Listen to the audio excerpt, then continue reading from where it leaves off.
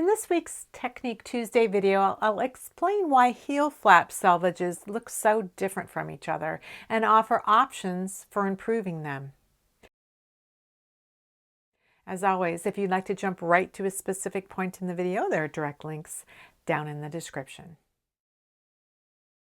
What I have here is a little sample of a heel flap using the standard heel stitch, which is to slip one and knit one all the way across on right side rows.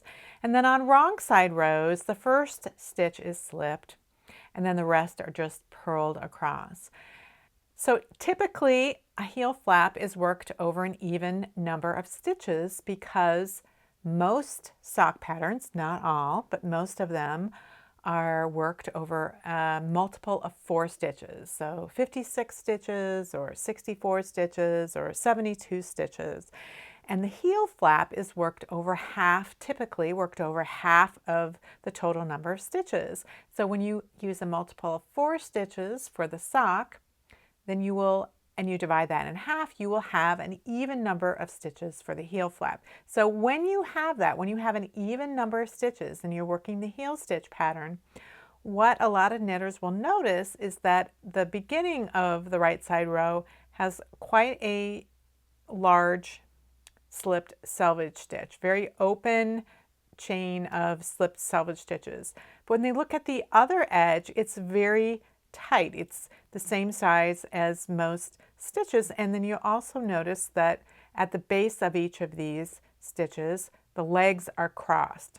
So knitters think that they're doing something wrong when they get a result like that, and they're not. The reason that you get this result is because by working a 2-stitch repeat over an even number of stitches, you automatically have a different edge at the beginning than you have at the end.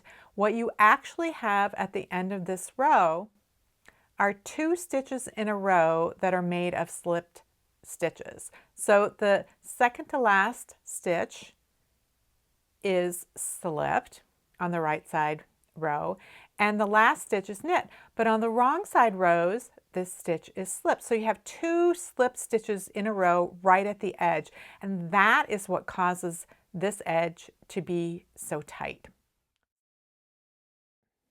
So here's a heel flap, again with an even number of stitches. But in this case, this heel flap, the selvage stitches are a little closer in appearance. The ones over here are still a little bit larger, but they have that twisted base, and these are just as firm as they were before. So there's still a slight difference between these two, but it is an improvement. So the way you can get this result is by working the first stitch of the heel flap just slightly differently than you have been working it. Instead of slipping the selvage stitch as if to purl, which is what you need to do for all of the other slip stitches, instead you can slip it as if to knit. So you still keep the yarn in back, just like you would if you were slipping as if to purl, but you enter as if to knit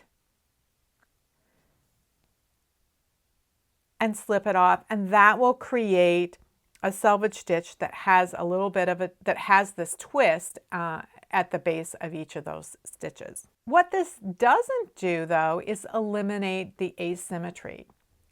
So when you go to pick up stitches, if you are picking up the entire selvage stitch, what you'll have at the start and the end is you'll have a regular knit column of stitches at the right edge, and at the left edge you will have a column of slipped stitches. So the two edges are not going to be the same. Now I don't pick up the entire stitch when I do my selvedges. I actually only pick up one leg of each of the selvage stitches, and then I work it as if to twist, and I'll put a link to a video that shows what I mean by that. And that tends to reduce a little bit the look of the asymmetry.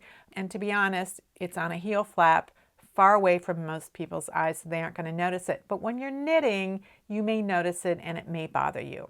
Some knitters like to start and end their heel flap with 2 or 3 garter stitches. So I have an example here of a heel flap that would start and end with garter stitches. And in this case, both of the edges are exactly the same. You have garter stitch edges, and if you were going to pick these up, the way I would do it is I would slide my needle into the bump at each edge until I had all of them on the needle, and then I would knit them across. And you could do that on both edges, so that way the selvedges are going to be exactly the same.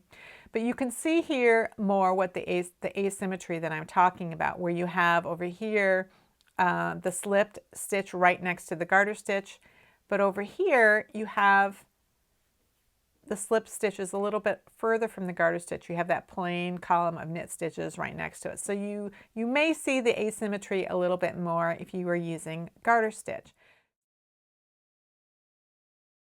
You can get symmetry in a heel flap by using an odd number of stitches rather than an even number of stitches.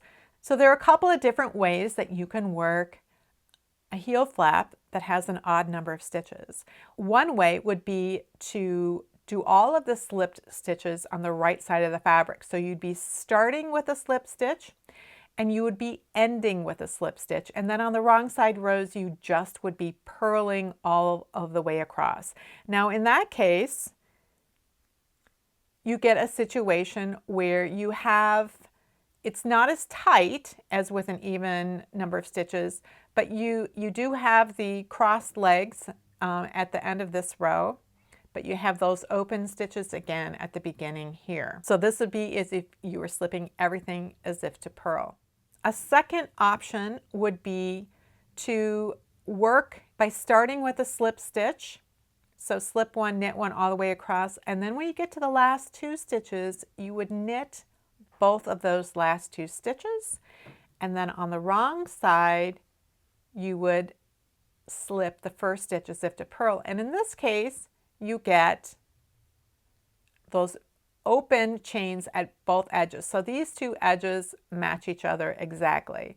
So again, you start with a slip one and you end with two knit stitches, working a slip stitch at the beginning of the purl rows. And then a final option would take care of the selvedges and the symmetry, and that would be once again to start and end with 2 or 3 stitches of garter, and then the heel flap section would be completely worked, started and ending with a slip one as if to purl, and you get complete perfect symmetry with this method as well. And once again, to pick up stitches, you'd pick up the purl bump along each of those ridges until you had them all on your needle, and then you could work across them. Many knitters become frustrated when they notice irregularities in their knitted fabric because they think it's the result of having done something wrong. What I've shown you today is that by following the directions in a sock pattern to use an even number of stitches for the heel flap and to slip all stitches as if to purl, you will get fabric that has very different selvedges. You may decide that now that you know why this happens, you can accept it and live with those results, knowing that you aren't at fault. Or you may decide that you would prefer to have a different result and then use one or more of the techniques I've shown you today to change those results. So that you have a written reference, I've put instructions for each of the options down in the description box below. Note that if you have an even number of stitches for your heel and you would like to work with an odd number, you will need to adjust your heel turn a bit. I'll be demonstrating options for heel turns next week. If you have any comments or questions about today's video or suggestions for videos you'd like to see in the future, you can leave those down in the comments below or join the discussion in my Ravelry group, Rocks. Thanks for watching, and I'll see you next week.